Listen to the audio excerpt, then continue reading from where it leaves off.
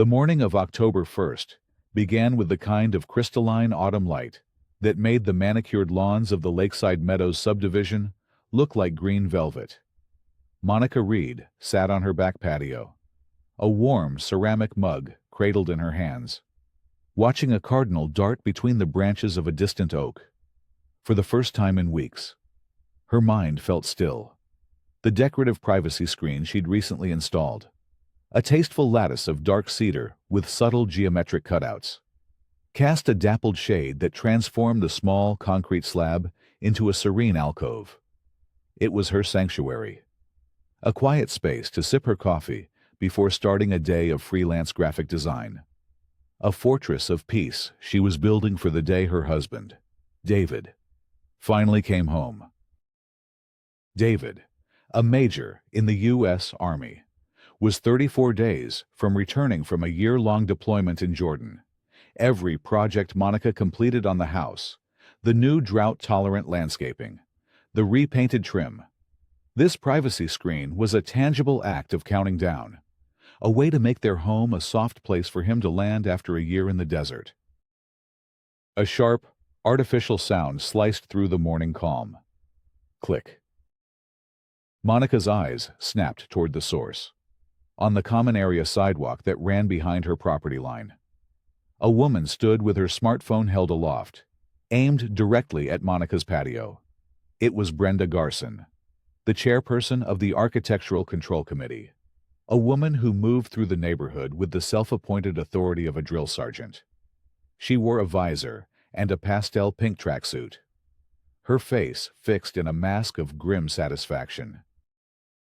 Brenda didn't say a word. She didn't need to. The act was a performance, a public and deliberate violation of Monica's morning peace. It was an announcement: I see you. I am watching. And I have found something wrong. A neighbor watering his hydrangeas 2 houses down paused, his gaze shifting from his flowers to the silent confrontation. He quickly turned back to his task, not wanting to be drawn in. Monica's heart began to beat a low, heavy drum against her ribs. She felt a flush of heat creep up her neck, a cocktail of indignation and embarrassment. But she refused to give Brenda the satisfaction of a reaction. She did not stand, shout, or retreat inside. Instead, she took a slow, deliberate sip of her coffee. Her eyes locked on Brenda over the rim of the mug. She mentally noted the date and time: Tuesday, October 1st, 8:47 a.m. Then, with a chillingly casual air, Brenda lowered her phone, turned, and continued her power walk down the sidewalk as if nothing had happened. The silent declaration of war was complete. That evening, during her weekly video call with David, Monica tried to keep her tone light. His image was slightly pixelated, the connection from the base always a little unstable, but his smile was the clearest thing in the world. "The screen looks amazing, hon," he said, his voice crackling through her laptop speakers. "You can see it in the background. It makes the whole patio look finished." "I'm glad you like it," she said, forcing a brightness she didn't feel. "I wanted it to be perfect for when you get back. A place for us to just be." 34 days, he reminded her, his eyes warm. "Is everything okay? You seem a little tense." She hesitated, the image of Brenda's smug face flashing in her mind. "Just HOA stuff. The usual." She didn't want to burden him with it, not when he was surrounded by the very real pressures of his command. His job was to worry about things that mattered. A nosy neighbor in a pink tracksuit didn't qualify. Brenda Garson again, he guessed, his smile tightening. "Don't let her get to you. Monica. She's been on a power trip since we moved in." "I know," Monica sighed. "It's just the way she did it. So public." "Just ignore her. It's our home. As long as we're not breaking any rules, there's nothing she can do." Monica clung to his words after they hung up. Nothing she can do. But, as she cleaned up the kitchen, she couldn't shake the feeling that Brenda's silent photoshoot wasn't just a passing act of intimidation. It was the opening move in a game Monica didn't know how to play. 3 days later, her fears were validated. The mail arrived, and among the usual junk mail and bills was a crisp, cream-colored envelope bearing the logo of the Lakeside Meadows Homeowners Association. Her stomach tightened as she slid it open. Inside, a single sheet of heavy bond paper announced itself in a severe, serif font. Courtesy Notice. Date October 4th, 2023. To Monica Reed, 128, Harmony Lane. From Lakeside Meadows Architectural Control Committee ACC. Violation of Covenants, Conditions and Restrictions, CC&Rs, Paragraph 8.4.2. Dear Resident, this letter serves as a courtesy notification that an unapproved modification has been observed on your property. The installation of a screen structure on your rear patio is in potential violation of CC&R, Paragraph 8.4.2, which prohibits any structure that may impede designated community view corridors. Please be advised that you have 14 days from the date of this notice to voluntarily remove the offending structure. Failure to comply may result in the issuance of a formal violation notice and the subsequent levying of fines, as outlined in the association's governing documents. We trust that this is a simple misunderstanding and look forward to your prompt cooperation. Sincerely, the Lakeside Meadows ACC. The letter was impersonal, boilerplate, yet every word felt like a direct, personal attack. Offending structure, potential violation. The language was designed to be both vague and menacing. Monica's hands trembled slightly as she set the notice on her granite countertop. David's reassurance echoed in her mind, as long as we're not breaking any rules, but the piece of paper in front of her suggested that the rules were whatever Brenda Garson decided they were. The game had officially begun. Monica spent the weekend poring over the Lakeside Meadows CC&Rs. A 3-ring binder, thick enough to be a doorstop. She found the infamous Barber 8.4.2 tucked away in a dense section on property aesthetics. She highlighted it in yellow, reading it over and over. Paragraph 8.4.2 View corridor obstructions. No structure, fence, wall, or dense hedge planting shall be erected or maintained upon any portion of a lot or common area that unreasonably obstructs the designated scenic view corridors as defined on the community plat map. The wording was infuriatingly ambiguous. Unreasonably obstructs designated scenic view corridors. What view was her 6-foot-tall screen obstructing the back of her neighbor's garage, a stretch of common area grass? It made no sense, assuming it was all a simple, albeit malicious, misunderstanding. Monica decided the best course of action was to address it directly and politely. She saw on the community calendar that the ACC held an informal workshop meeting on the first Tuesday of every month. It was the perfect, low-stakes venue to clear things up. On the evening of October 9th, Monica walked into the community clubhouse, a folder tucked under her arm containing a copy of the notice, photos of her patio screen, and the highlighted page from the CC&Rs. The meeting was already underway in a small, sterile conference room. Brenda sat at the head of the table, flanked by 2 other committee members who nodded along to her every pronouncement. A handful of other residents were there, one to complain about a neighbor's peeling paint, another to get approval for a new satellite dish. Monica waited patiently for her turn. When the homeowner with the paint complaint had finished, she stood up and offered a small, professional smile. "Hi, I'm Monica Reed from 128 Harmony Lane. I received a courtesy notice regarding the new privacy screen on my patio, and I was hoping to get some clarification on the view corridor mentioned in Figure 8.4.2. Brenda looked up from her notes, her expression utterly flat. She didn't smile back. Yes, Mrs. Reed. The committee is aware of your installation. Great, Monica said, her optimism already fading. I was just confused about what view the screen is obstructing. It's only 6 feet tall and faces the common path, not any particular landmark. Brenda set her pen down with a deliberate clack. The rule isn't about landmarks.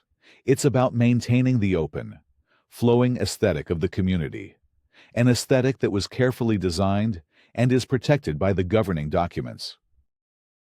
I understand that, Monica said, keeping her voice even, but the rule specifically mentions designated scenic view corridors.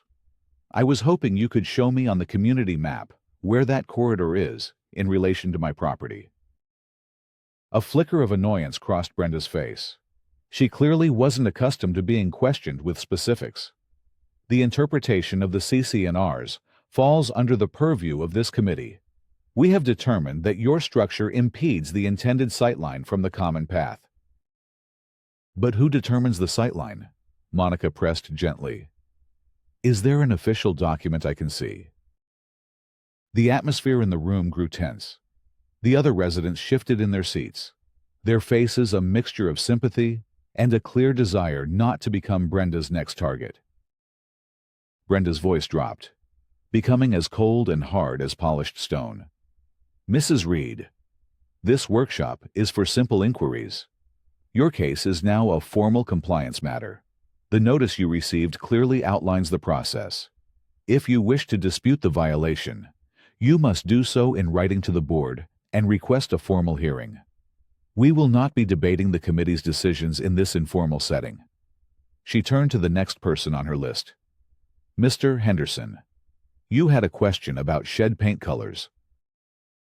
Monica stood there for a moment, stunned. It was a brutal, public shutdown. Brenda hadn't just disagreed with her. She had dismissed her, delegitimized her question, and wielded the bureaucratic process like a club. The message was clear. You are not welcome to question me. Comply or be punished. Cheeks burning with humiliation, Monica gathered her folder and walked out of the clubhouse. The cool night air did little to quell the fire in her chest. This was no longer about a misunderstanding. This was a targeted attack. As she walked home under the perfectly spaced, HOA-approved streetlights, a new resolve hardened within her. Brenda wanted to play a game of rules and procedures. Fine. Monica would learn the game, and she would beat her at it. The next morning, Monica sat at her desk. The courtesy notice and her notes from the meeting spread before her. The initial sting of humiliation had subsided, replaced by a cold, methodical anger. Brenda had made it clear that reason and polite inquiry were off the table. This was a war of attrition, to be fought on the battlefield of bylaws and paper trails. Her first step was to formalize her appeal. Just as Brenda had condescendingly instructed, she composed a carefully worded email to the full HOA Board of Directors and the management company, CCing the ACC. Subject: request for clarification. Violation notice for 128 Harmony Lane.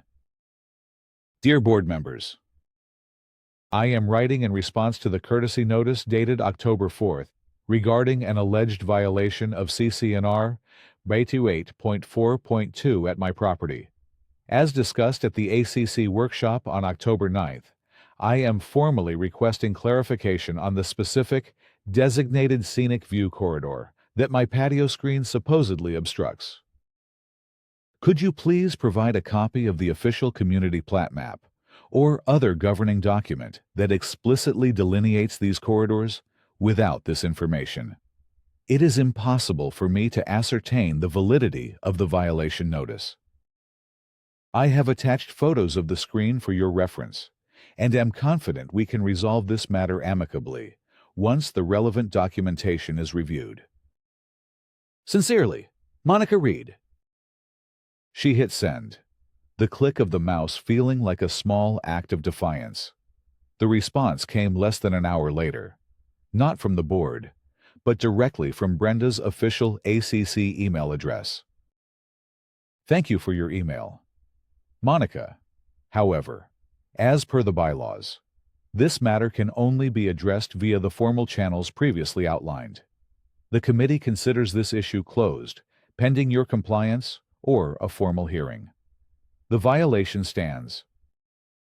It was another brick wall, a masterclass in bureaucratic obstruction. Brenda was using the process to avoid answering the one question that could dismantle her entire case.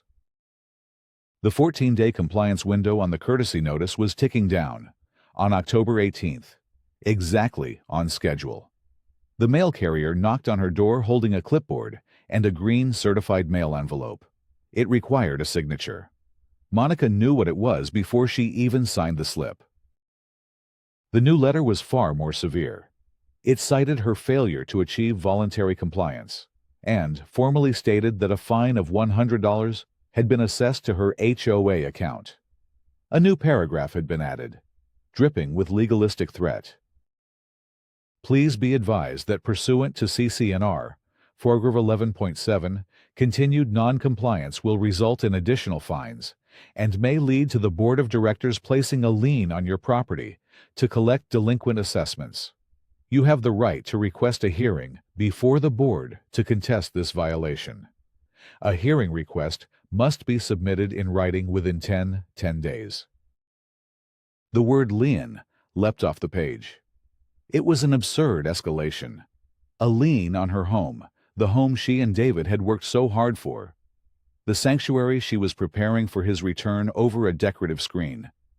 The stress began to manifest physically. Monica found it hard to focus on her design work.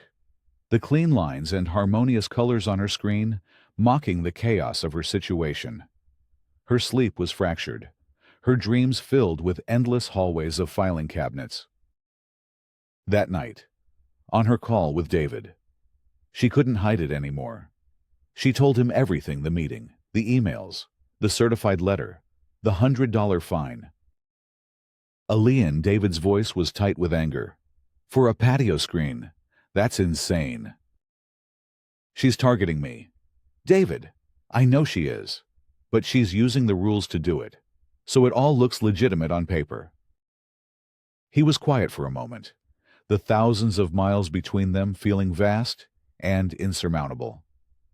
Okay, he said finally, his tone shifting from angry husband to strategic officer. So we fight her on paper. What's our next move? I don't know, Monica admitted, her voice cracking. I feel like I'm in a maze. Then we need a map. He said, there has to be someone in the neighborhood who knows this stuff.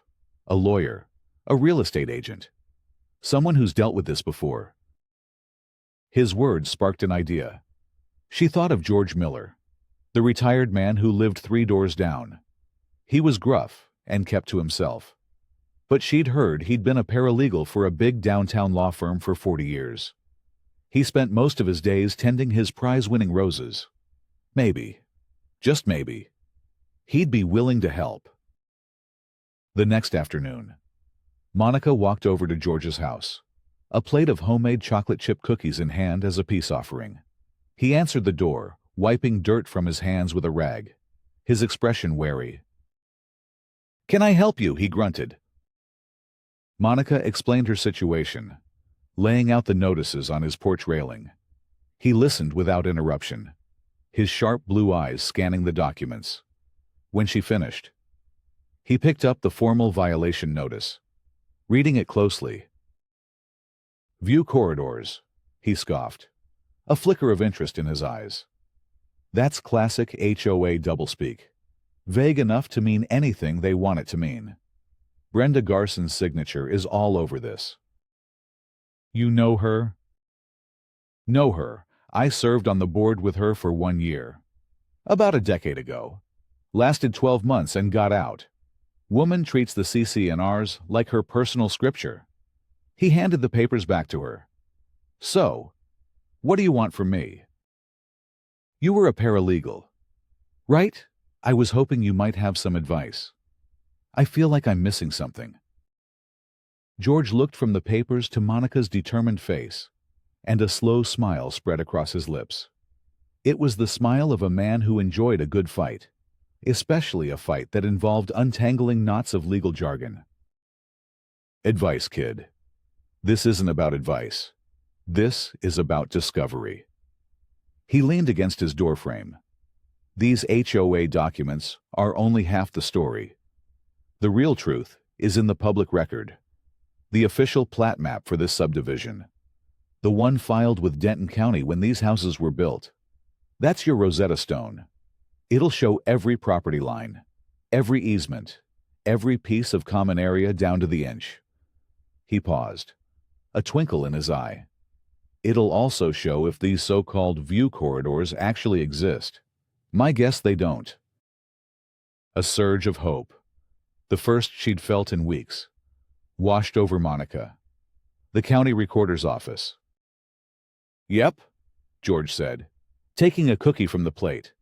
"I've got nothing better to do tomorrow. Let's go hunting." While George went to the county offices, Monica launched the second phase of her investigation. She submitted a formal records request to the HOA management company for the last 2 years of board meeting minutes and the most recent quarterly financial statements. It was her right as a homeowner, a right she now intended to exercise to its fullest extent. 2 days later, George knocked on her door, a large cardboard tube tucked under his arm. He spread the plat map across her dining room table. It was a dizzying web of lines, numbers, and symbols. George's finger traced the boundaries of the lots on her street. "Okay, here we are," he said, tapping a spot behind her property. "Here's your lot, and this 10-foot wide strip behind it. Where Brenda was standing. See this notation, PUE?" "What's that?" Monica asked. George's smile was triumphant. "Public utility easement. It means the electric company, the gas company. They have the right to access that land to service their lines. It's not a park. It's not a scenic trail. And it sure as hell isn't a designated community view corridor. It's a utility right-of-way located entirely on your private property." He leaned back, crossing his arms. "According to this official, legally binding document, the HOA has no more aesthetic authority over that patch of grass than they do over the inside of your living room."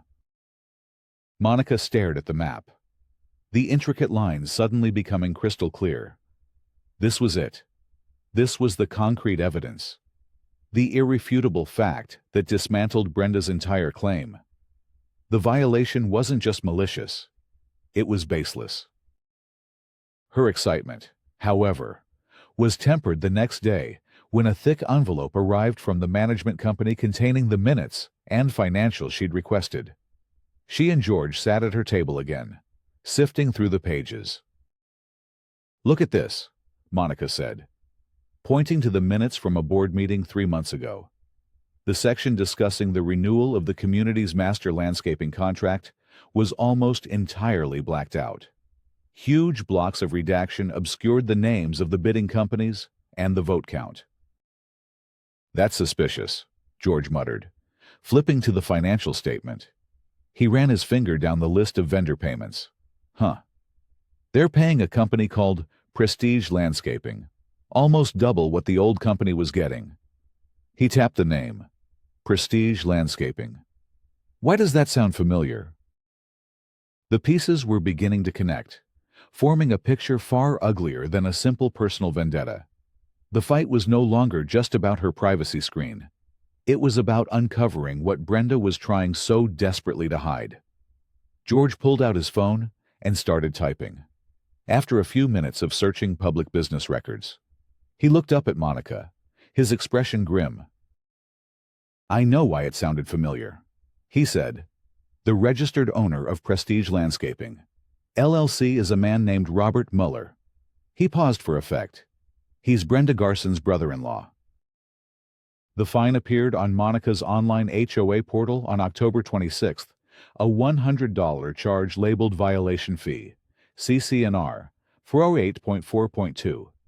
Seeing it there in black and white, an official debit against her account, felt like a deliberate escalation.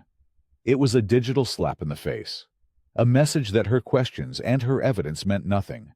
The system was moving forward, with or without the truth. Monica suspected her inquiries had rattled Brenda. Her suspicion was confirmed 2 days later when she received a crisp, formal letter from the HOA's law firm. It stated that due to the disputatious nature of her communications and the potential for litigation, the association would no longer fulfill any further document requests from her directly. All future correspondence must go through their legal counsel. "She's stonewalling," George said. Looking over the letter, "She knows you're onto the landscaping deal, so she's using the lawyers to shut down your access. It's a classic bully tactic." The final piece of the trap was sprung the first week of November. Another certified letter arrived, this one more ominous than the last. It was a formal notice of hearing. "You are hereby summoned to appear before the Lakeside Meadows Board of Directors on November 8th, 2023 at 7:00 p.m. in the Community Clubhouse to show cause why fines and further enforcement actions should not be pursued regarding the ongoing violation at 128 Harmony Lane." The notice stipulated that she would be granted 5 minutes to present her case. All documentary evidence she intended to use had to be submitted to the management company no later than 48 hours prior to the hearing. 5 minutes, Monica breathed, the paper trembling in her hand. She's going to let me speak for 5 minutes and then have her allies on the board vote me down. It's a show trial. Of course it is, George agreed, his tone grim. But a show trial is still a trial.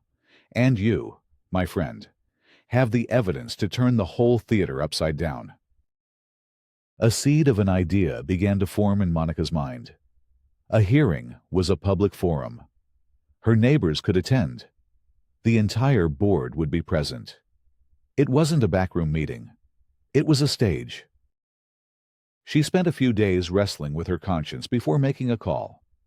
She reached out to Eleanor Vance, the elderly secretary on the board, a woman known for her quiet dignity and fair-mindedness. They met for coffee at a small cafe outside the subdivision. "Be careful, dear," Eleanor advised, her teacup rattling softly in its saucer. "Brenda has been on the board for a very long time. She has deep roots, and she does not take kindly to being challenged." "I have proof, Eleanor," Monica said, keeping her voice low. "I have the official plat map from the county. The HOA has no jurisdiction over the area she's citing." Eleanor's eyes widened slightly. "Well, that is significant. You must present that." "There's more," Monica said, hesitating. "I think the real reason she's targeting me is to clear a sightline for a new landscaping project, one that would benefit a company owned by her brother-in-law." Eleanor went very still, her face paling. She had been on the board for years, a fixture of the community. She was a good person, but perhaps one who had become too comfortable, too trusting of her colleagues. I see," she whispered, setting her cup down. Her gaze was distant, as if she were replaying years of meetings in her head, suddenly seeing them in a new, disturbing light. She looked back at Monica, her expression now a mixture of fear and resolve. "I will tell you this," she said, her voice regaining its strength. "When you fight a monster, you risk becoming one. Present the facts. Monica, present them clearly and calmly. Do not stoop to her level of personal attack. Let the truth do the work." Eleanor's advice solidified Monica's strategy. She would not be angry or emotional. She would be a surgeon, laying out each piece of evidence with calm, undeniable precision. She spent the next week preparing, not for a defense, but for a prosecution. She organized her documents, created a simple but powerful slideshow for the projector in the clubhouse, and rehearsed her 5-minute presentation over and over, timing it with the stopwatch on her phone. On the night of the hearing, November 8th, the air in the clubhouse conference room was thick with a tense, expectant silence. About 15 neighbors were scattered in the audience, a larger turnout than usual. They had seen the letters, heard the whispers. They were here for the drama. Brenda sat at the center of the board table, looking imperious and composed. Eleanor sat to her right, looking pale and avoiding everyone's eyes. The board president, a man named Frank Miller, called the meeting to order. First item on the agenda is the hearing for the violation at 128 Harmony Lane, he announced, his voice devoid of emotion. The ACC will present its findings, followed by a 5-minute presentation from the homeowner, Mrs. Reed. Brenda stood and gave a cold, efficient summary. She cited Figure 8.4.2, showed the photos she had taken of Monica's unapproved structure, and concluded by stating that Monica had been given ample opportunity to comply, but had refused, leaving the board with no choice but to enforce the rules. She sat down to a few scattered, uncertain claps from her allies. Mrs. Reed, Frank said, gesturing to the small lectern set up for her. You have 5 minutes. The clock will begin when you start speaking. A large digital timer was projected on the wall next to the main screen. It read 0500R.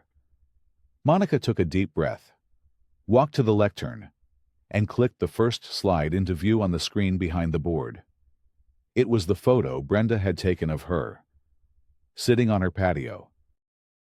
Good evening, she began, her voice steady and clear. The clock started ticking. 04:59. My name is Monica Reed. The Architectural Control Committee, led by Ms. Garson, claims that a decorative screen on my patio violates our community's rules. Their entire case rests on a single provision of our CC&Rs, Figure 8.4.2. 04:40. She clicked to the next slide, which showed the text of the rule, with one key phrase highlighted. This rule prohibits obstructions in designated scenic view corridors as defined on the community plat map. For weeks, I have asked the ACC to show me this map, to show me where this designated corridor is. They refused. So I went and got the official map myself from the Denton County Recorder's Office. SHAR 4:15. The next slide was the plat map. She used a laser pointer to trace the lines. Gasps rippled through the audience. This is the legally binding map of our community. As you can see, the area behind my home where Ms. Garson photographed me is not a common area, a park, or a scenic corridor. It is designated as a public utility easement, located entirely within the boundaries of my private lot. She paused, letting the weight of the evidence sink in. Therefore, the ACC has absolutely no aesthetic jurisdiction over my screen. The violation they have cited is, factually and legally, baseless. 3:30. The board members were staring at the map, whispering to one another. Brenda's face was a mask of stone, but a muscle in her jaw twitched. This raises the question, Monica continued, her voice sharp as steel. If the violation isn't real, what is the true motive? I believe the answer lies in the community's finances. 03:10. She clicked to a slide showing the heavily redacted minutes from the landscaping contract discussion. Next to it, she displayed the unredacted financial statement showing the payments to a company called Prestige Landscaping.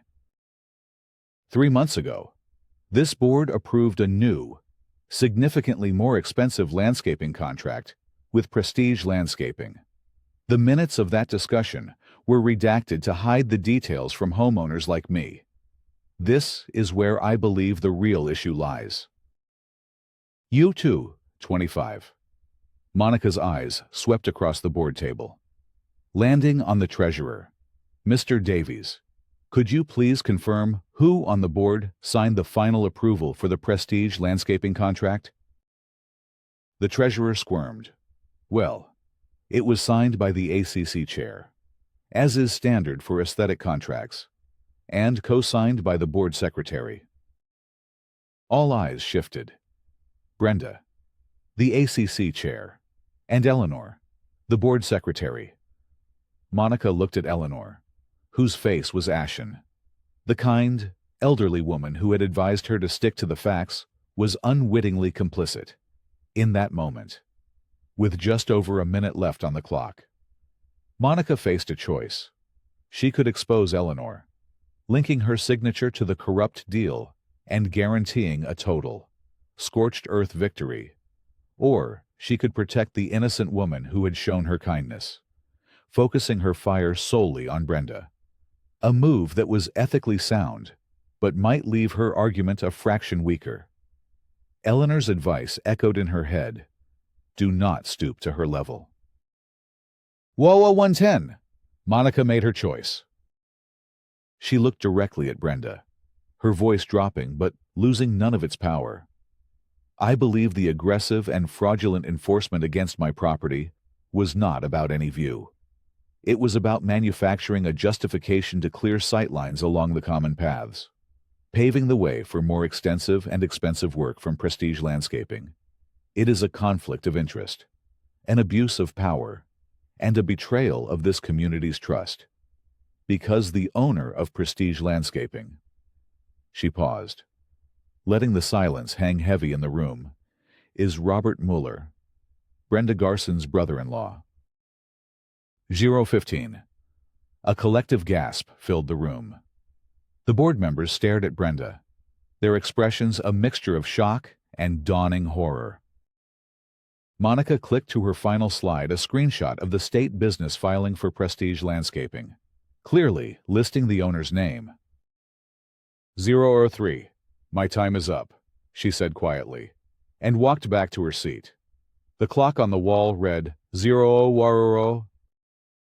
The silence in the room was absolute. It was the kind of deafening quiet that follows a massive, unexpected explosion. Frank Miller, the board president, stared at Brenda, his face pale. Brenda herself sat rigid, her knuckles white where she gripped the edge of the table. She opened her mouth to speak, but no words came out. The board will take a 5-minute recess, Frank announced, his voice strained. The board members rose stiffly and retreated to a corner of the room, their whispered conversation urgent and heated. Brenda remained at the table, isolated, as her neighbors in the audience stared at her with expressions of profound betrayal. George gave Monica a subtle, approving nod from across the room. When the board returned to the table, the atmosphere had shifted irrevocably. The power dynamic had been shattered and rearranged in the space of 5 minutes. We will now vote on the matter of the violation at 128 Harmony Lane, Frank said, his voice now firm. All in favor of upholding the violation and the associated fine. He looked around the table. No one moved. Brenda stared straight ahead, her face a thunderous mask. All opposed. 4 hands went up immediately. Frank, Eleanor, the treasurer, and the 4th member. The motion to uphold fails. 4-1. Frank declared, the violation is rescinded, and the fine is removed from the homeowner's account. A quiet ripple of applause went through the audience, but Frank held up a hand. He wasn't finished. I would now like to make a new motion, he said, his eyes fixed on Brenda. I move that the board formally censure the head of the Architectural Control Committee, Brenda Garson, for a gross overstep of authority, a clear conflict of interest, and actions taken in bad faith against a homeowner. Second, The treasurer said instantly. All in favor. Again. 4 hands shot up. Brenda was forced to sit and absorb the formal, public condemnation. Then, Eleanor spoke for the first time, her voice shaky but clear. I would like to make a third motion.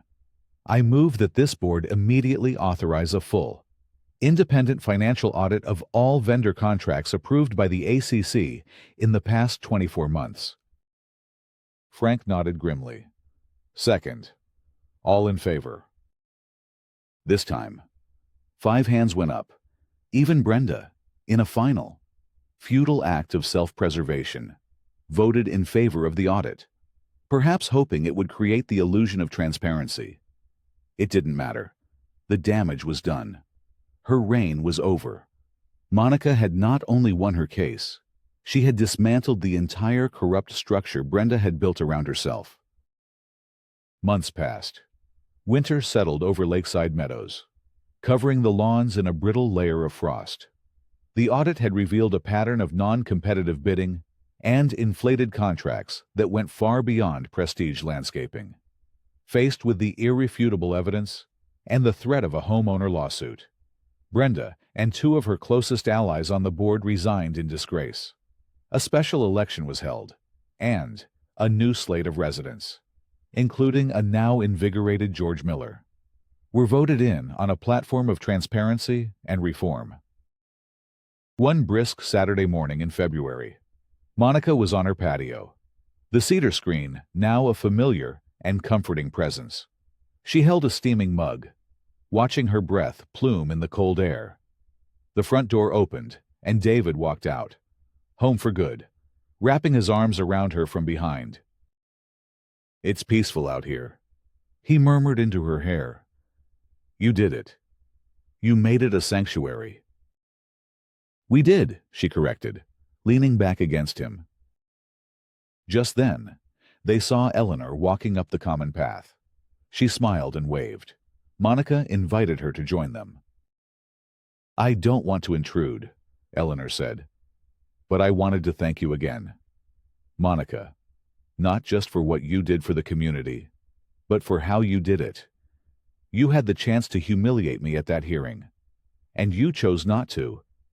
You showed a grace that, well, that Brenda never could. You advised me to stick to the facts, Monica said. Your signature wasn't the relevant fact. Her motive was. Eleanor nodded, a sad look in her eyes. I've been meaning to tell you something. I did some digging of my own after it all happened. I wanted to understand why she was so venomous about it all. It wasn't just the money. She took a deep breath. The family that built this house, the ones who lived here before you. It was Brenda's parents. They lost it to foreclosure in the 2008 financial crisis. She grew up in this house. Monica and David exchanged a look of shock. They had never known. It doesn't excuse a single thing she did. Eleanor continued quickly. Her actions were monstrous. But I think, for her, seeing your beautiful family making a happy life in the home her family lost, it was a constant reminder of her own family's failure. She saw you thriving where she had suffered. The final piece of the puzzle clicked into place. It wasn't just a personal grudge or a financial scheme. It was a toxic brew of all 3, simmering for over a decade. The knowledge didn't absolve Brenda, but it reframed her from a simple villain into a tragic figure. A woman so consumed by past grievances that she had become the very thing she probably hated, a force that threatened to take a family's home away.